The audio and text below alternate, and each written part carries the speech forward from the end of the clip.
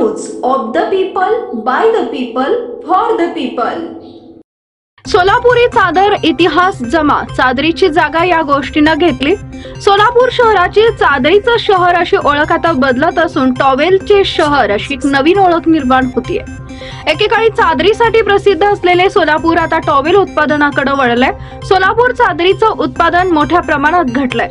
पूर्वी सोलापुरात 8 ते 10 हजारांहून अधिक यंत्रमागावर चादरीचं उत्पादन केलं जात होतं, परंतु आता ही संख्या केवळ 800 वर आली आहे। पानिपत येथील उत्पादक सोलापुरी चादरीच्या नावानंच आपल्या चादरी विकत असल्यानं सोलापुरी चादरीच्या व्यवसायाला मोठा फटका बसलाय।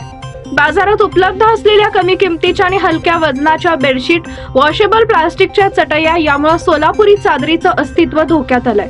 सोलापूर जिल्हा यंत्रमाग संघाचे अध्यक्ष पेंटप्पा गड्डम यांच्या मते सोलापूर चादरीचं कुशल कारागीर पूर्वी 25 हजाराहून अधिक होते, पण आता ही संख्या 3 हजारांवर आली आहे। सोलापुरातील टेरी टॉवेलची निर्यात मोठ्या प्रमाणात होते। कोरोना महामारी पूर्वी टेरी टॉवेलची निर्यात 600 ते 700 कोटी रुपयांपर्यंतची होती, जी आता 60 ते 70 कोटींपर्यंत आली आहे।